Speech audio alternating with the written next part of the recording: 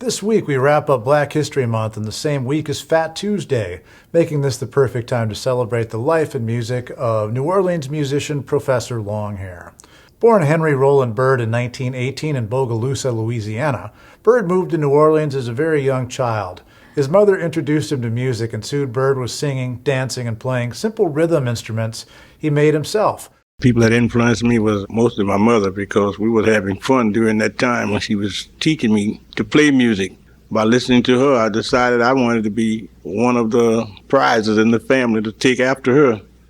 When Byrd found a discarded piano, he fixed it up and made it his own.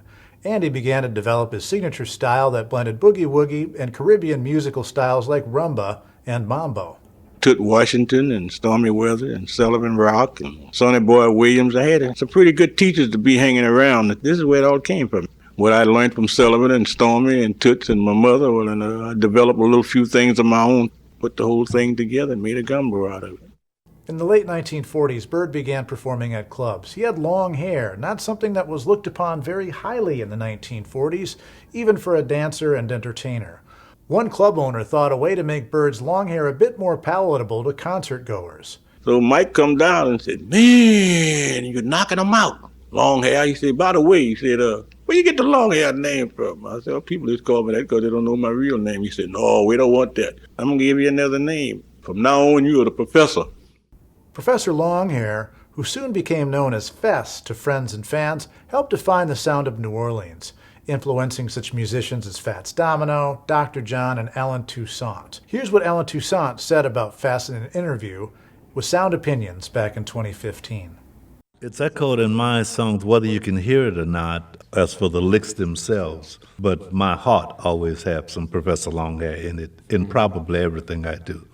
Fess, as far as I'm concerned, he was like our Bach of rock in New Orleans. In the mid-1960s, Professor Longhair's music career began to decline, and he fell into some gambling debts. Fortunately, in the early 70s, he experienced a resurgence, performing at the New Orleans Jazz and Heritage Festival in 1971 and going on tour in North America and Europe for the rest of his career.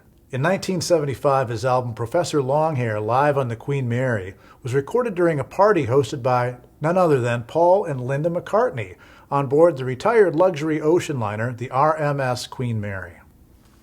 Recording albums, appearing on shows like PBS's Soundstage, and playing gigs at home and abroad returned Professor Longhair to the spot he rightfully holds in the clubhouse of great New Orleans music makers. It was in 1980, the night before a gig, Professor Longhair died in his sleep of an apparent heart attack. 1 year after passing, Professor Longhair was inducted into the Blues Hall of Fame. Other awards followed. He received a posthumous Grammy Award in 1987 and was inducted into the Rock and Roll Hall of Fame in 1992. Perhaps most importantly, Professor Longhair's influence remains in the musical style he helped create. His hometown of New Orleans is well known for Fat Tuesday, also called Mardi Gras.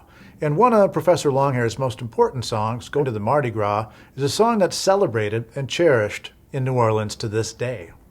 I'll feature music by Professor Longhair on my show United States of Americana, heard Sundays from 8 to 10 a.m. Central on The Current.